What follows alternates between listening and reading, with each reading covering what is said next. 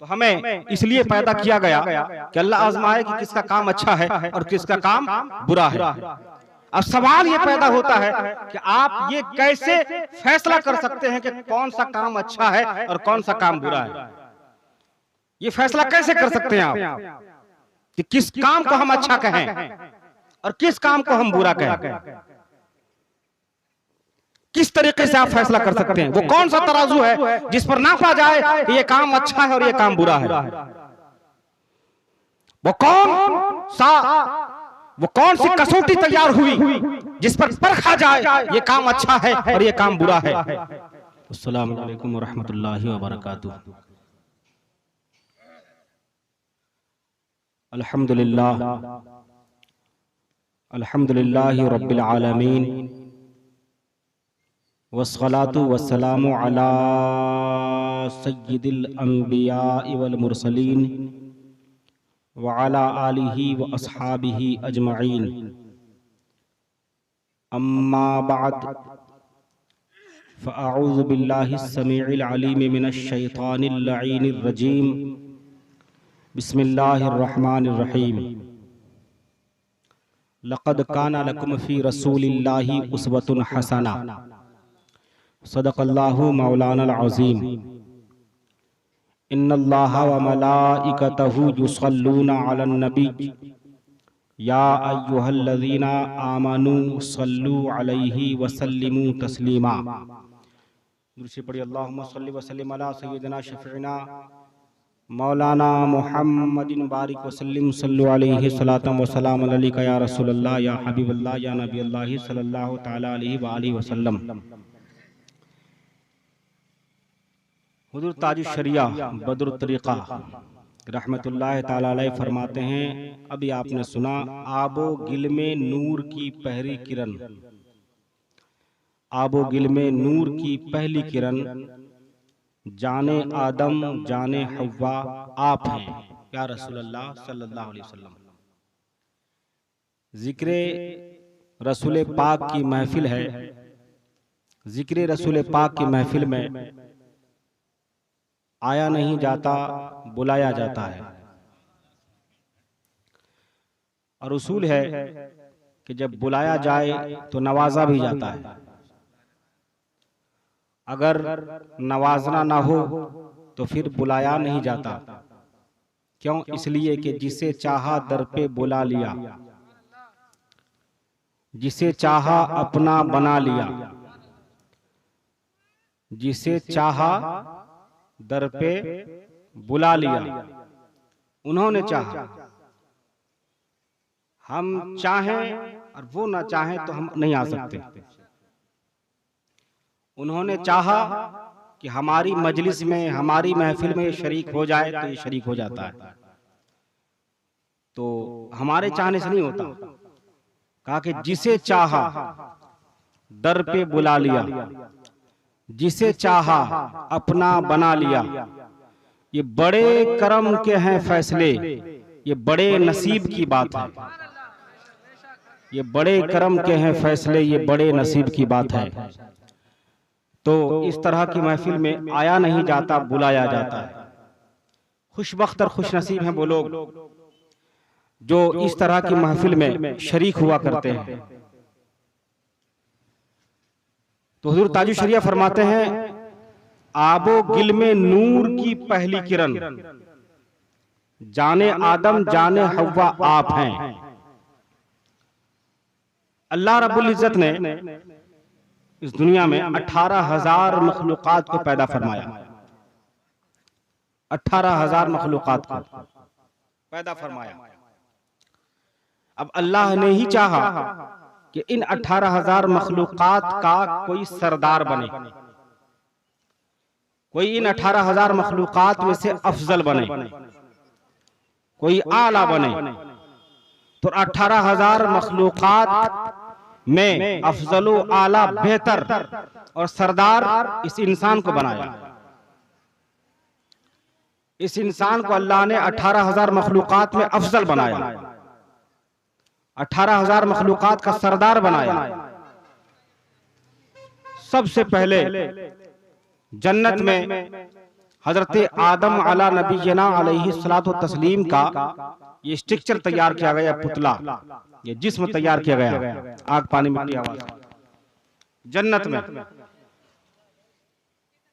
ये जब पुतला तैयार हुआ शरीर का, तो अल्लाह रब्बुल इज्जत ने अब रूह से कहा, ये रूह क्या चीज है?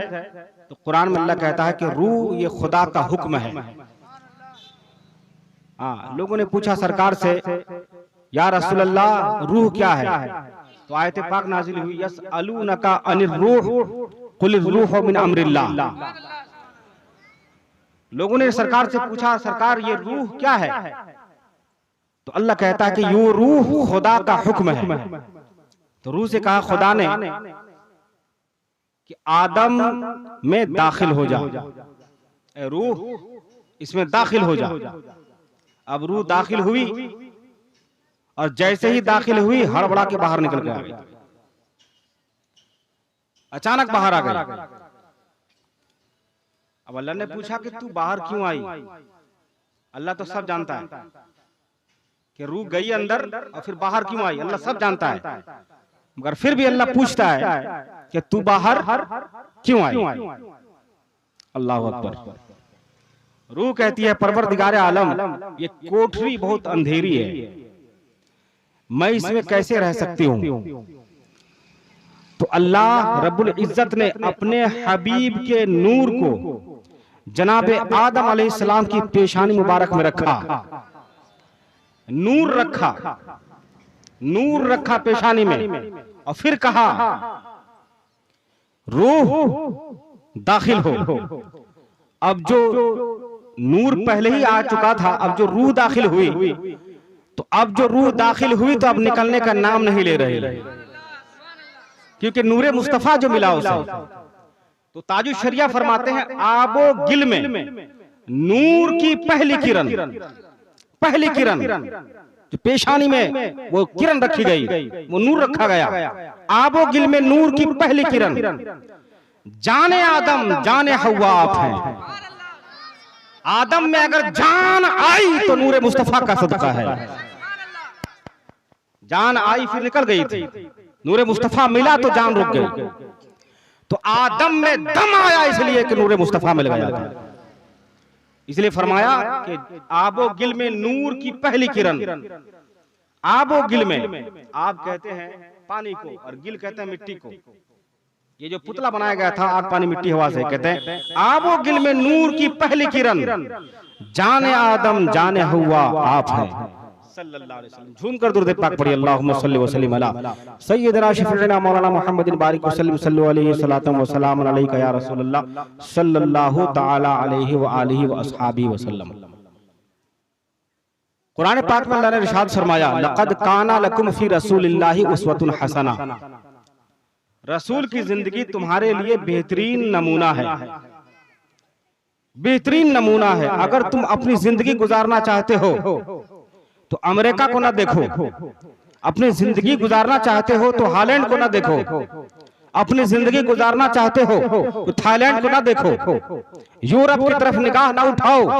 अगर अपनी जिंदगी सुकून चैन और इत्मीनान से गुजारना चाहते हो तो मेरे महबूब को देखो, मेरे महबूब की जिंदगी तुम्हारे लिए बेहतरीन नमूना है, हुजूर की जिंदगी तुम्हारे लिए बेहतरीन नमूना है।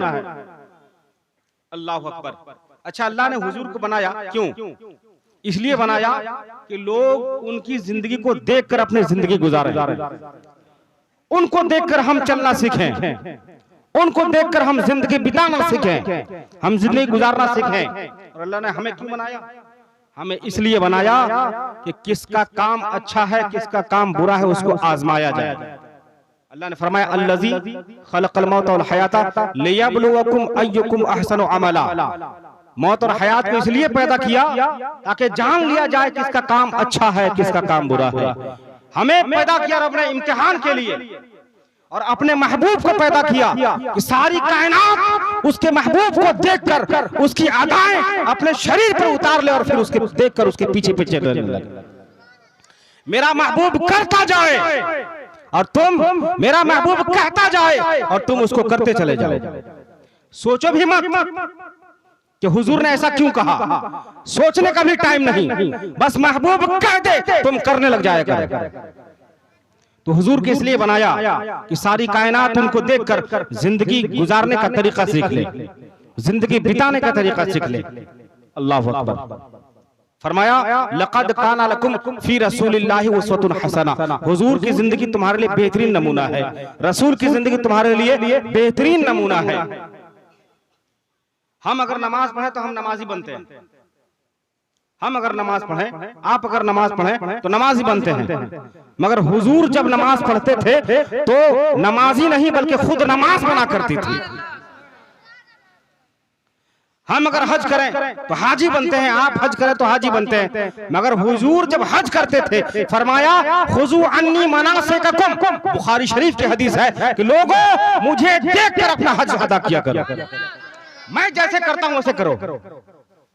तो हम हज करें, आप हज करें तो हाजी बनते हैं, मगर हुजूर हज करें तो हाजी नहीं खुद हज बना करता है।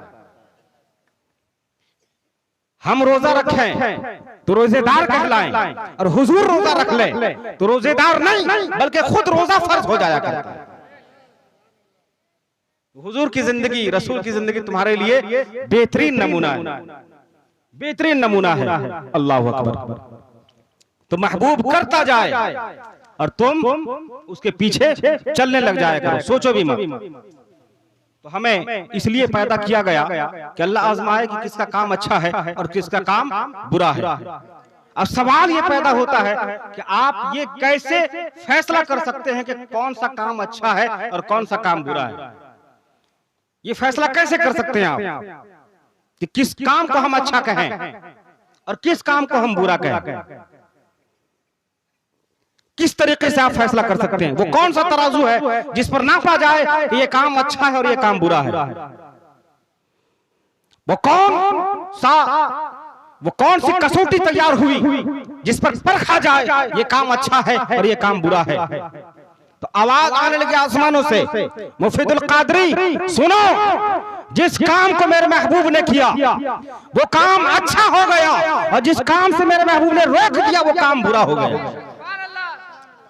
तो महबूब करता जाए और काम अच्छा बनता चला जाए, और सारी कायनात उसी काम को देखकर उसके पीछे चलने लग जाएगा।